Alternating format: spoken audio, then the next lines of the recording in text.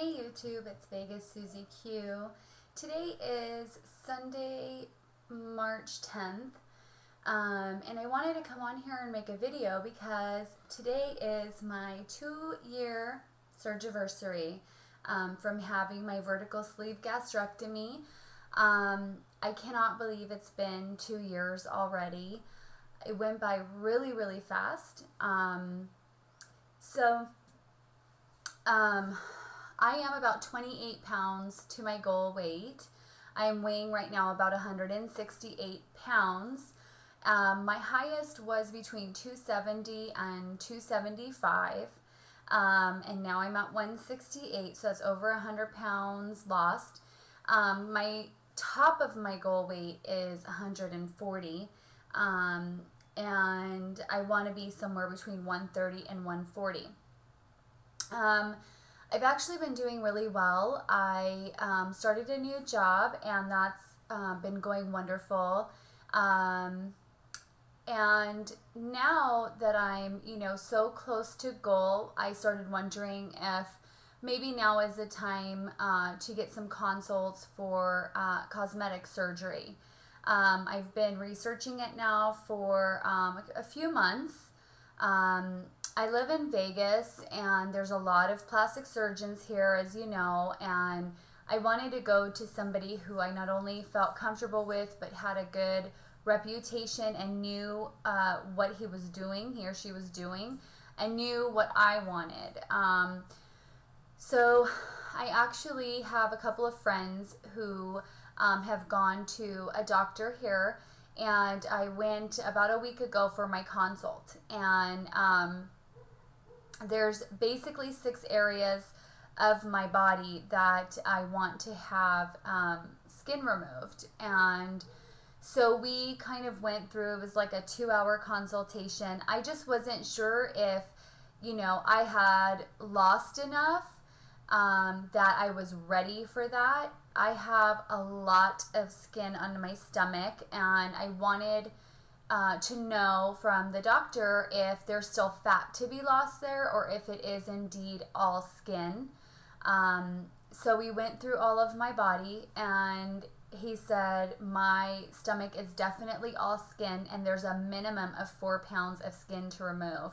That's a lot. I mean, I was telling him that I can fit into size 10 dresses, but they look like crap because my skin is it's gross. So another concern that I had was that I have had 3 hernia repairs, abdominal hernia repairs, and I wasn't sure how that would affect me having a traditional tummy tuck. He did an exam where he had me laying on my back, and he felt the outer structure of my abdominal muscles, and he could feel the mesh in between, and he said that I was so big that it was all like stretched out, and that's why they had to use such a big piece of mesh to connect me from one side to the other. Now I'm much smaller. He said my inner core is extremely small.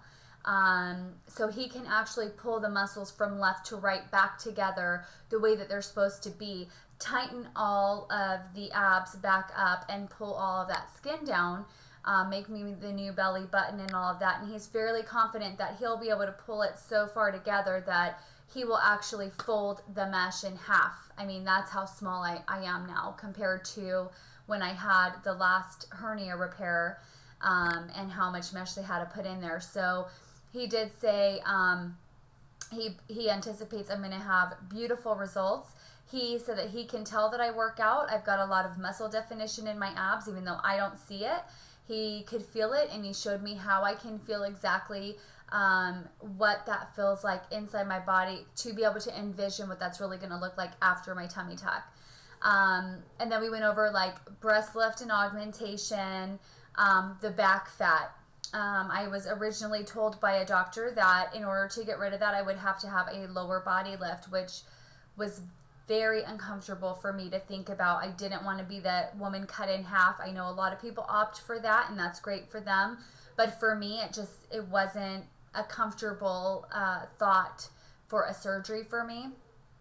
And there's actually he showed me the difference of how my body would look if he did just a lower body lift versus an upper back lift. And basically an upper back lift pulls the skin from down up and the skin from up down. They meet at your bra line, and that's where you have an incision from, it actually removes all the side fat right here, pulls your breast area back where it's supposed to be, and all this bra overhang is not actually from my breast, it's from my back protruding forward. So he will remove that skin from side to side, and then so it's tummy, breasts, my arms. I know that some people say, let me get in here, say that they would deal with this. I'm not okay with that, and I want it removed. And so there's a lot of skin. He said my incision will be from about here to here. I won't need it all the way past the elbow like some people have, but he can, when I flex my arm, he said that I can imagine an incision going along the muscle here. That's how small my arms will actually be. They will look like this, like they're supposed to, really. And then outer and inner thigh is, so basically how they're going to group it together, how I've decided, because they basically said these are the ones that I'm comfortable, like these are the ones that are safest to do together. And this is a combination that you can do it, and you tell us, you know, you label your areas from 1 to 6, 1 being the worst and you have to have that done first, to 6 meaning I can wait for it.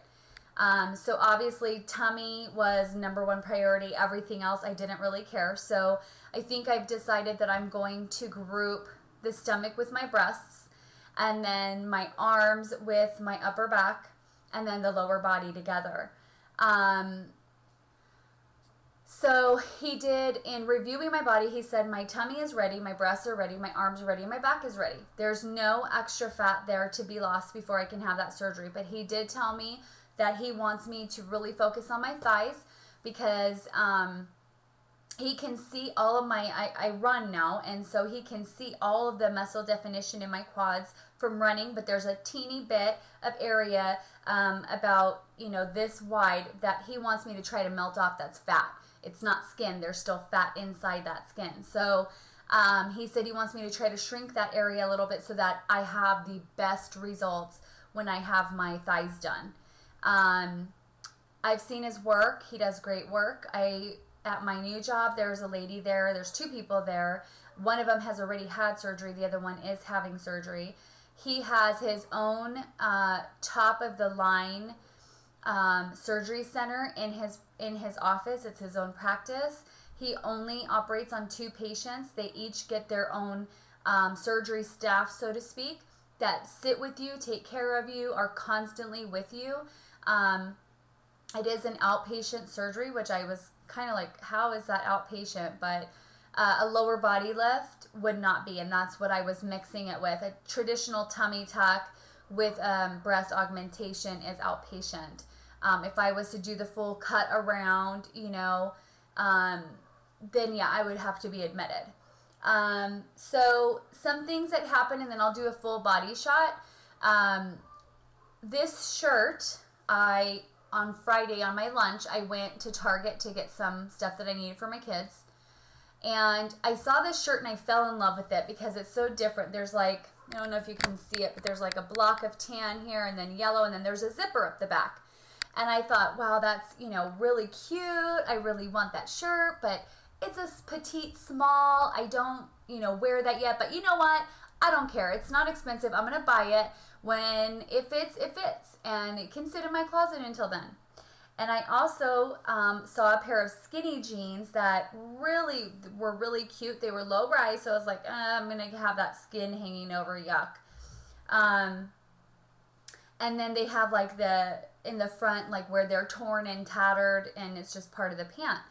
And it was a size 13 in juniors. And I know that I wear a 12 in like regular, but I noticed that it, you know, it's kind of not tight where it's uncomfortable, but I'm uncomfortable because of my skin. So I tend to wear bigger tops to hide the skin hanging over. I got home on Friday and I was so excited and I couldn't wait to try it on. The shirt fit and the skinny jeans fit without a problem. They don't look great because I have to wear a bigger top, you know, but that was a total NSV for me. I was like, you know, I really have come a long way. I was wearing 24, 26 to be able to shop in the junior section and basically, you know, want to try on anything and having everything fit as long as it has my size in that department. I mean, I don't have to go to plus size anymore. I don't even have to go to women's if I don't want to. If I want to get hip and cute clothes that the girls are wearing, which I don't really dress like that, I go to juniors and I can find my size and I can wear it, you know, and be comfortable. So it was really, really a shocker for me. Last weekend I went to Laguna Beach. I celebrated my 1-year wedding anniversary. So me and my husband took my oldest son and our 2 dogs to Laguna Beach and spent the weekend there, and it was beautiful. Sunday morning I got up early, went for a run on the beach. It was beautiful and amazing, and I was sad to come home, but it was a nice quick trip. I probably won't do a quick trip. We left Saturday morning. Driving from Vegas usually is about 4 hours to get to Laguna Beach. It took us over 6 because there was accidents, and then there was some big event going on in Laguna, so Laguna Freeway was completely backed up. PCH was backed up, so it took us a little bit longer to get there, but you know, I just am really not logging any of my food anymore. I know what my body needs, and I stick to that. I know when I'm going up in weight because of bloating, because of my period, because of whatever reason, and I don't weigh myself that week because I notice it's a mind game. And so if I weigh myself, I'm like, what did I do? And I go into like this freak out mode. And so I just avoid this scale when I know that my weight is going to be on the higher end. Usually it's about 3 to 4 pounds more than what I typically will weigh. Water, still struggling to get it in. I actually have this thing here that I fill it up and I give myself a certain amount of time to drink the 20 ounces. I still, 2 years out, struggle with getting my water in. But I guess that's just going to be a lifelong battle for me because I've never been a huge water drinker. I can go hours and hours without drinking, especially now I'm so used to not drinking when I eat. I don't miss it. What else? Yeah, so I'm looking to probably, I'm hoping to have my surgery scheduled within the next 2 months and be ready for surgery in the next 3 months. I am doing the Susan G. Komen run in May, and I'm doing the color run here in Vegas in May. The color run's just a 5K. I think the Susan G. Komen is also a 5K. That's what I run every day, so I'll pump that out. And then I was hoping to do my surgery in enough time so that I give my tummy enough time to heal so I can start the training in August for the half marathon here in Las Vegas in December. I don't know that with all the financing and stuff that I have to get worked out for this surgery, because y'all know surgery ain't cheap. So with everything that I have to get planned out with time off from work and with paying for it, I mean, it's only looking like I have to take 2 weeks off work because I have a desk job. So that would be great if I can go back in 2 weeks. But, you know, it's all going to depend on timing, finances, work. You know, there's so many components. So it's March now. If I get my surgery done by May, then he said I should be completely fine to start run. He said I can start running usually in about 6 to 7 weeks after my surgery as long as I'm binded. He doesn't want me to be unbinded at all for the first 6 weeks unless I'm showering. Like it's like 1 hour a day that you're allowed to be unbinded. He said that after 6 weeks I can start brisk walking or a light jog, but he doesn't want me using my abs very much. And then after 3 months, I can start resuming complete physical activity, not crunches or anything like that, just my running, or an elliptical machine or a bicycle machine and stuff like that. So if I can have it done in May, that means in August, I should be able to start training for the half marathon and run it in December. But, you know, I'm just playing it by ear. I don't have anything in stone yet. So it's just, like I said, all going to depend on everything that you have to do when you're planning to have cosmetic surgery. So I'm going to do a full body shot, and then I'm going to tell you guys how I'm celebrating for today.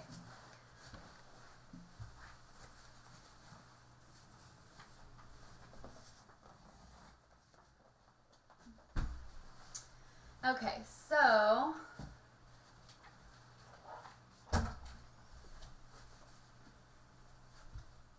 woo, can you see me? Back up. Here's my front.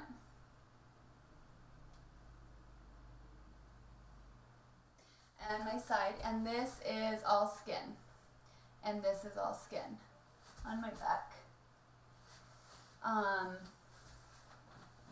So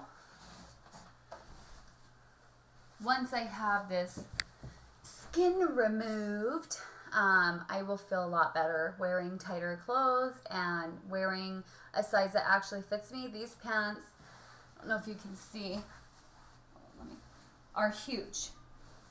Huge.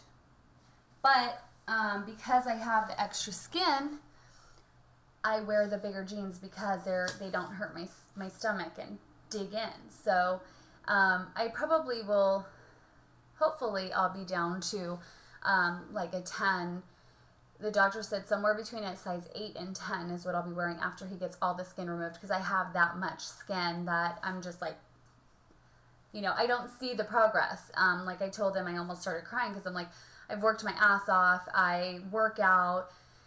Yes, I can see changes in my muscles and things like that. But with this skin over my body, my new body, it's hard to see the progress. So I'm really looking forward. I'm terrified, but I'm really looking forward to getting the skin removed, do my scar therapy, and be able to actually feel thin and see it.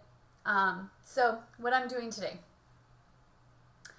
I am taking my kids to Chuck E. Cheese. We're going to go play. We're going to go get a bunch of tokens, play video games. They're getting pizza. My husband and the boys are getting pizza. I'm getting the salad bar. We do pizza 2 times a month. I don't always eat it.